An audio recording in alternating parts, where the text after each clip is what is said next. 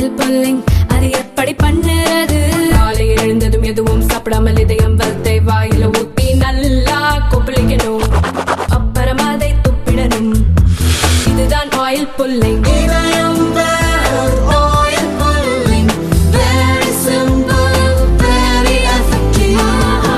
டெல்லி சட்டமன்ற தேர்தலில் தனி பெரும்பான்மையுடன் 27 வருடங்களுக்கு பிறகு பாஜக ஆட்சியை பிடித்துள்ளது. டெல்லி சட்டமன்ற தேர்தலில் தொடர்ந்து 3வது முறையாக ஒரு தொகுதியில் கூட காங்கிரஸ் கட்சி வெற்றி பெறாமல் ஹேட்ரிக் அடித்துள்ளது. டெல்லியில் அரவிந்த் கெஜ்ரிவாலுக்கு ஏற்பட்ட கதிதான் நாளைக்கு திமுகவுக்கும் ஏற்படும் என அதிமுக முன்னாள் அமைச்சர் நத்தம் விஸ்வநாதன் எச்சரித்துள்ளார். தமிழக வெற்றி கழகத்துடன் கூட்டணி அமையலாம், அமையாமலும் போகலாம். கூட்டணி குறித்து தேர்தல் நேரத்தில்தான் முடிவு செய்ய முடியும் என அதிமுக முன்னாள் அமைச்சர் நத்தம் விஸ்வநாதன் கருத்து.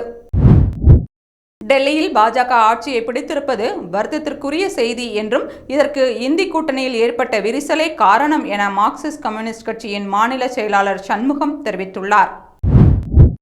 டெல்லி சட்டமன்ற தேர்தலில் புதுடெல்லி தொகுதியில் முன்னாள் முதல்வர் அரவிந்த் கெஜ்ரிவாலை தோற்கடித்து பாஜகவை சேர்ந்த பர்வேஷ் வர்மா வெற்றி பெற்றுள்ளார். சட்டமன்ற தேர்தலின் வெற்றியை தொடர்ந்து வளர்ச்சியடைந்த இந்தியாவை உருவாக்க டெல்லி முக்கிய பங்கு வகிப்பதை உறுதி செய்வோம் என பிரதமர் மோடி உறுதியளித்துள்ளார். டெல்லி மக்களின் தீர்ப்பை பணிவுடன் ஏற்றுக்கொள்வதாகவும் கொடுத்த வாக்குறுதிகளை பாஜக நிறைவேற்றும் என நம்புவதாகவும் ஆக்கப்பூர்வமான எதிர்க்கட்சியாக தொடர்ந்து செயல்படுவோம் என அரவிந்த் கெஜ்ரிவால் கூறியுள்ளார். ஈரோடு கிழக்கு இடைத்தேர்தலில் நாம் தமிழர் கட்சியின் வேட்பாளர் சீதாலட்சுமியை தோற்கடித்து திமுகவின் சந்திரகுமார் வெற்றி பெற்றுள்ளார். ஈரோடு கிழக்கு இடைத்தேர்தலில் நாம் தமிழர் கட்சி பெற்ற வாக்குகள் விபத்துக்கு சமம். எதிர்க்கட்சியைச் சேர்ந்தவர்களும் திமுகவுக்கு வாக்களித்துள்ளனர் என வெற்றி பெற்ற திமுக வேட்பாளர் சந்திரகுமார் தெரிவித்துள்ளார். சென்னை வேளச்சேரியில் 7 மாத குழந்தை உட்பட 7 பேரை அங்கு சுற்றித் திரிந்த தெருநாய் கடித்ததில் அப்பகுதியில் பரபரப்பு. வேலூர் அருகே ஓடும் ரயிலில் பாலியல் துன்புறுத்தல் செய்யப்பட்டு கீழே தள்ளிவிடப்பட்ட கர்ப்பிணி பெண்ணின் வயிற்றில் இருந்து 4 மாத கரு கலைந்தது. ஈரோடு கிழக்கு இடைத்தேர்தலில் நாம் தமிழர் கட்சிக்கு தோற்றது பின்னடைவே கிடையாது. ஏனெனில் சென்ற முறை கிடைத்த வாக்குகளை விட பல மடங்கு அதிகமாகவே இந்த முறை கிடைத்துள்ளது என நாதக வேட்பாளர் சீதாலட்சுமி கருத்து. ஈரோடு கிழக்கு இடைத்தேர்தலில் திமுகவிற்கு கிடைத்திருப்பது தோல்விகரமான வெற்றிதான். போட்டியில் ஓடி வருவதற்கு ஆளே இல்லாத இடத்தில் கப்பை நான் தான் வென்றேன் என்பதில் பெருமை கிடையாது என தமிழிசை விமர்சனம் செய்துள்ளார். வேலூர் அருகே ஓடும் ரயிலில் பாலியல் தொல்லை அளிக்கப்பட்டு தள்ளிவிடப்பட்ட கர்ப்பிணியை நேரில் சந்தித்து 50,000 ரூபாய் கருணை தொகையை ரயில்வே அதிகாரிகள் வழங்கினர். வேட்பாளர் என்பவருக்கு ஒழுக்கம் மற்றும் தியாகம் இருக்க வேண்டும் என்று கெஜ்ரிவாலிடம் கூறியதாகவும், ஆனால் அவர் மதுக்கடைகளில்தான் கவனத்தை செலுத்துகிறார் என்று அண்ணா ஹசாரே விமர்சித்துள்ளார். ஈரோடு கிழக்கு இடைத்தேர்தலில் டெபாசிட்டை உறுதி செய்ய 25,777 வாக்குகள் தேவை என்ற நிலையில் நாதக வேட்பாளர் சீதாலட்சுமி 23,810 வாக்குகள் மட்டுமே பெற்று டெபாசிட்டை இழந்துள்ளார். பெரியாரை தொட்ட பிறகு சீமானின் அரசியல் வாழ்வே மெல்ல மெல்ல சரிந்துவிட்டது என அமைச்சர் சிவசங்கர் கூறியுள்ளார். டெல்லி மக்கள் பாஜகவை விரும்புவதால் சட்டமன்ற தேர்தலில் பாஜகவை தேர்ந்தெடுத்துள்ளனர். இந்தி கூட்டணி இருக்கிறதா என்பதே சந்தேகமாக உள்ளது என எடப்பாடி பழனிசாமி விமர்சித்துள்ளார். ஈரோடு கிழக்கு இடைத்தேர்தலில் பாஜக மற்றும் அதிமுகவின் சில வாக்குகள் நாதகவுக்கு சென்றுள்ளன என அமைச்சர் முத்துசாமி கூறியுள்ளார். பாம்பன் புதிய ரயில் பாலத்தில் 2வது ரயில் ஒத்திகை ஓட்டம் நடந்த நிலையில் விரைவில் பயன்பாட்டிற்கு வர உள்ளதாக தகவல் வெளியாகியுள்ளது. ஆம் ஆத்மி கட்சி இந்தி கூட்டணியில் இணைந்திருந்தால் டெல்லி சட்டமன்ற தேர்தலில் நிச்சயம் வெற்றி கிடைத்திருக்கும் என்று காங்கிரஸ் எம்பி மாணிக் தாக்கூர் கூறியுள்ளார். டெல்லி சட்டமன்ற தேர்தலில் கல்காஜி தொகுதியில் ஆம் ஆத்மி சார்பில் போட்டியிட்ட முதல்வர் ஆதிஷி வெற்றி பெற்றுள்ளார்.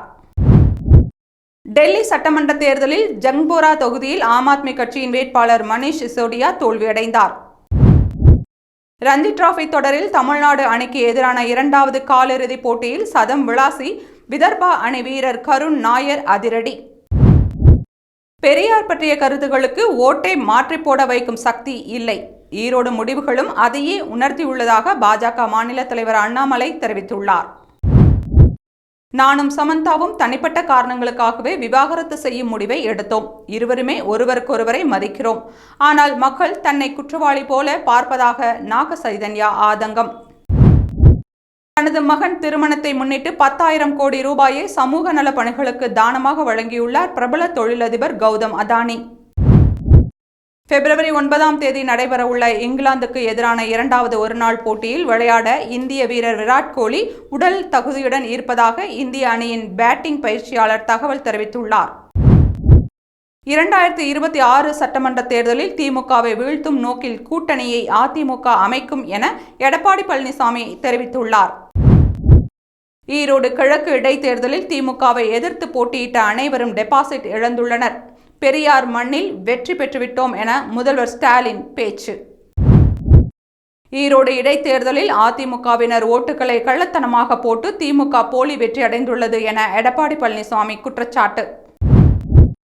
தேர்தல் வாக்குறுதிகளை நிறைவேற்றாமல் தமிழக மக்களுக்கு முதல்வர் ஸ்டாலின் அல்வா கொடுக்கிறார் என எடப்பாடி பழனிசாமி விமர்சனம். டெல்லி சட்டமன்ற தேர்தல் வெற்றியால் பாஜகவின் புதிய அத்தியாயம் தொடங்குகிறது. டெல்லி மக்களின் இதயத்தில் பிரதமர் மோடி நீங்கா இடம் பிடித்துள்ளார் என அமித்ஷா பதிவு. டெல்லி சட்டமன்ற தேர்தல் முடிவுகளை இந்தி கூட்டணி தலைவர்கள் படிப்பினையாக ஏற்க வேண்டும். இந்தி கூட்டணி தலைவர்கள் ஒருங்கிணைந்து செயல்பட வேண்டிய தேவை இருக்கிறது என்று இந்தி கூட்டணி தலைவர்கள் ஈகோவை விட்டு மக்களை பற்றி சிந்திக்க வேண்டும் என்று திருமாவளவன் கூறியுள்ளார். கடந்த முறை பட்ஜெட்டில் ஆந்திராவிற்கோ பீகாருக்கோ திட்டங்களை ஒதுக்க வேண்டாம் என கூறவில்லை. தமிழ்நாட்டை ஏன் புறக்கணிக்கிறீர்கள் என முதல்வர் ஸ்டாலின் கேள்வி எழுப்பியுள்ளார். 2023ஆம் ஆண்டு நடந்த ஈரோடு கிழக்கு இடைத்தேர்தலில் நோட்டாவுக்கு விழுந்த 798 வாக்குகள் தற்போது நடந்த இடைத்தேர்தலில் 6079 வாக்குகளாக பதிவாகியுள்ளது. தமிழ்நாட்டை வஞ்சிக்கும் மத்திய அரசுக்கு எதிராக போராடும் நிலைக்கு தள்ளப்பட்டுள்ளோம். நிதிநிலை அறிக்கையில் தமிழகத்திற்கு மட்டுமல்ல ஒட்டுமொத்த இந்தியாவுக்கும் எதுவும் இல்லை என முதல்வர் ஸ்டாலின் விமர்சனம். மாநிலங்களுக்கு நிதி தராமல் கடன் தருவது என கூறுவதுதான் கூட்டாட்சியா? மத்திய அரசு நடத்துவது ஆட்சியா, வட்டி கடையா என முதல்வர் ஸ்டாலின் விமர்சனம். தமிழகத்தில் உள்ள அரசு நேரடி நெல் கொள்முதல் நிலையங்களை தனியாருக்கு தாரை வார்ப்பதை கண்டித்து திருக்குவளை மற்றும் திருவாரூரில் தமிழ்நாடு விவசாயிகள் சங்கத்தினர் கண்டன ஆர்ப்பாட்டம். பிரதமர் மோடி தலைமையின் கீழ் மக்களுக்கு சேவை செய்யக்கூடிய அரசு டெல்லியில் அமைவதை பாஜக மிகவும் எதிர்பார்த்திருந்தது. 2047இல் விக்சித் பாரத் கனவை அடைவதற்கு இது வழிவகுக்கும் என மத்திய நிதியமைச்சர் நிர்மலா சீதாராமன் தெரிவித்துள்ளார். டெல்லி சட்டமன்ற தேர்தலில் பாஜகவின் வெற்றி மகிழ்ச்சி அளிக்கிறது.